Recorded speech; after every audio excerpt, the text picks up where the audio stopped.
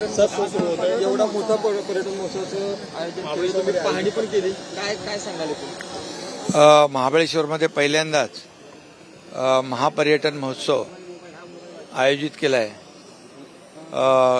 खरं म्हणजे एक पर्यटकांमध्ये उत्साह आहे, उत्साहाचं वातावरण सगळीकडे पाहतोय.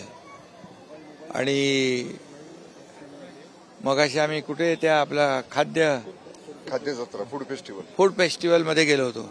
तर तिथे खरं म्हणजे लोकल जे फूड आहे, मिलेटमध्ये बनवलेल्या वस्तू आहेत, खूप घरगुती वस्तू आहेत आणि अनेक वस्तू आयुर्वेदिक इथल्याच झाडपाल्यापासून बनवलेल्या पाहायला मिळाल्या. वेगवेगळ्या पदार्थाचे ते खाद्यपदार्थ वेगवेगळ्या प्रकारचे आणि बचत गट आहेत, त्या बचत गटांनी खूप चांगलं त्या ठिकाणी त्या फूड फेस्टिवलमध्ये सहभाग घेतला आणि त्यांना खरं म्हणजे एक मोठा प्लॅटफॉर्म मिळालेला आहे.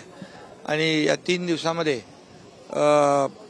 खूप मोठ्या प्रमाणावर पर्यटक येत आहेत. आता तिथं गेल्यानंतर गर्दी होती, आता संध्याकाळी सकाळी खूप खवय्यांची गर्दी होईल आणि प्रत्येक पदार्थाची त्यांना चव चाखता येईल.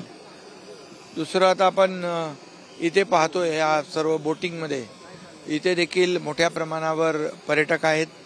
आणि आता या नवीन जो कन्सेप्ट यांनी केलाय की बोटीमध्ये मार्केट, तो देखील एक वेगळा संकल्प आहे आणि एक वेगळा अनुभव आहे. त्याचबरोबर आता आपलं इथं लेझर शो आहे, लेझर शो इथं होईल आणि किल्ल्यांचं प्रदर्शन आहे, शस्त्र प्रदर्शन आहे.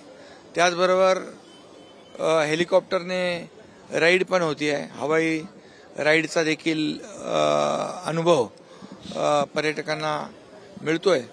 असं एक सगळ्याच प्रकारच्या या ठिकाणी पर्यटकांना आनंद देणाऱ्या बाबी या ठिकाणी हे केलेल्या आहेत. मला वाटतं याला खूप मोठा रिस्पॉन्स या ठिकाणी मिळतोय. आणि टेंट सिटी पण आहे, टेंट सिटी देखील त्याचं देखील मला वाटतं बुकिंग सगळं झालं आहे.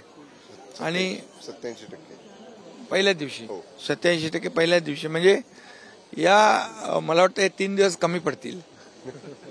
तुम्हाला पुढच्या वेळेस आणखी मोठा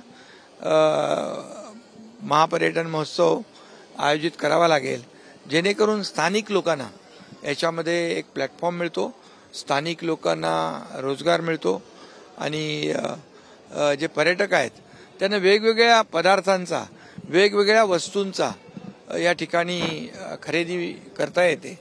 त्यामुळे अशा प्रकारचे महापर्यटन उत्सव वेगवेगळ्या ठिकाणी आयोजित केले पाहिजेत.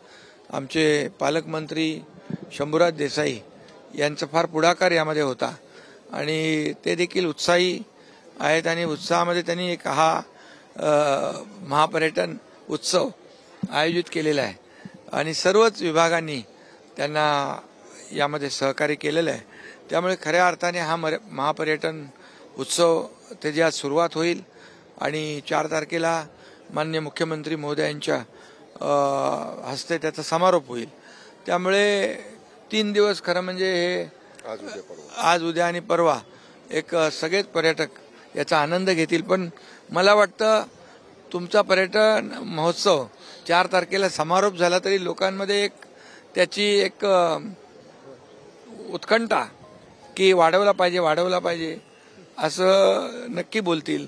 पण तुम्हाला पुढचा महोत्सव जो आहे तो जास्त दिवसाचा ठेवावा लागेल. आणि मी कलेक्टर आणि सीओना देखील सूचना केली, पालकमंत्री त्याचं कोऑर्डिनेट करतील की जे आपले महिला बचत गट आहेत, या महिला बचत गटांना हे त्यांचे पदार्थ जे आहेत, त्यांच्या वस्तू याचं ब्रँडिंग आणि मार्केटिंग करण्यासाठी आपण जिल्हा नियोजनच्या माध्यमातून त्यांना एक प्लॅटफॉर्म उपलब्ध करून दिला तर म्हणजे एक मोक्याच्या जागेवर आपण इन्फ्रास्ट्रक्चर उभं करून दिलं आणि रोटेशनमध्ये आपण त्यांना महिला बचत गटांना त्यांचे पदार्थ, आता बघितले पदार्थ की अरे वेगवेगळे एकदम म्हणजे खूप चांगले पदार्थ आणि वस्तू या ठिकाणी त्या फूड फेस्टिवलमध्ये पाहायला मिळाल्यात तर लोकांनाही त्याचा आनंद मिळेल आणि जे घरगुती बनवलेलं आणि ऑर्गॅनिक सेंद्रिय या सगळ्या वस्तू त्यांना खरेदी करता येतील. काही औषधी देखील वनस्पतींच्या माध्यमातून त्या काही प्रॉडक्ट आहेत त्यामुळे त्यांचं कायमस्वरूपी आपल्याला या महिला बचत गटांना यामध्ये रोजगार देता येईल. त्यामुळे नक्कीच मी या महाबळेश्वर महापर्यटन महोत्सवाला खूप खूप शुभेच्छा देतो. आणि मग कोण कोण आहेत तुमच्याकडे? MTDC आहे, MTDC आणि बाकी आपले लोकल प्रशासन, स्थानिक प्रशासन, कलेक्टर, CO, SP आणि सगळी फॉरेस्टचे अधिकारी सगळेच विभाग यामध्ये सहभागी झालेले आहेत. त्या सगळ्यांचंच अभिनंदन करायला पाहिजे आणि उमेदचा देखील मोठा सहभाग यामध्ये आहे. त्यांना देखील शुभेच्छा द्यायला पाहिजे कारण पाहिल्यानंतर एक वेगळा अनुभव पर्यटकांना यामध्ये मिळेल. ज्या पद्धतीचा महोत्सव महाबळेश्वरमध्ये होतो तसाच कांदाटी सोळशी खोऱ्यात आणि कोयना खोऱ्यात अशी मागणी स्थानिकांकडून कारण त्या ठिकाणचं पर्यटन सुद्धा यामुळे वाढेल असं त्यांचं म्हणणं. त्याच्या बाबतीत देखील मगाशी आमची चर्चा झाली. पालकमंत्री, जिल्हाधिकारी आणि इतर अधिकाऱ्यांच्या बरोबर.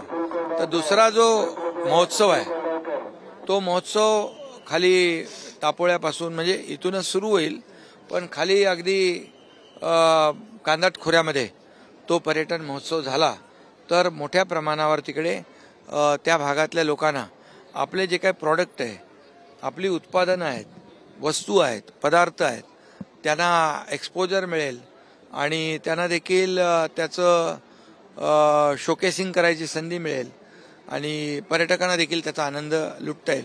पण तो मला वाटतं थोडा मोठा आपल्याला करावा लागेल, जास्त दिवसाचा. आणि ते त्याच्या बाबतीमध्ये पालकमंत्री आणि जिल्हाधिकारी, CO हे सगळे लोक बसून त्याचं नियोजन करून मग नंतर पुढे आपण त्याच्यावर निर्णय घेऊ. धन्यवाद. या भागातले भूमिपुत्राचा दुर्गम डोंगराळ भागातले दोन्ही यापूर्वी कधी अशी मानसिकता झाली नव्हती अशा पद्धतीने मात्र तुम्ही हे करून दाखवलं. नेमकं नाही, खरं म्हणजे काय, इथं पोटेन्शियल आहे, इथं निसर्ग आहे, इथे पर्यटक येत आहेत पण त्यांना प्लॅटफॉर्म नाही. आता तुम्ही प्लॅटफॉर्म दिलाय आणि म्हणून यामध्ये नवीन नवीन आता इथं विकास होतोय, खाली कनेक्टिव्हिटी वाढती आहे, नवीन महाबळेश्वरची संकल्पना आहे, त्याच्यावर काम सुरू आहे. दुसरं सातारा, कोकण सातारा आपण जोडतोय पुलाच्या माध्यमातून, त्यामुळे ही नवीन कनेक्टिव्हिटी होती आहे. त्यामुळे त्याचा देखील फायदा इकडे येणाऱ्या लोकांना होईल, इकडच्या स्थानिक गावकऱ्यांना होईल, भूमिपुत्रांना होईल. त्यामुळे सरकार म्हणून अनेक निर्णय आपण गेल्या 2.5 वर्षात घेतले, तसेच निर्णय यापुढे देखील आम्ही सरकार म्हणून घेऊ.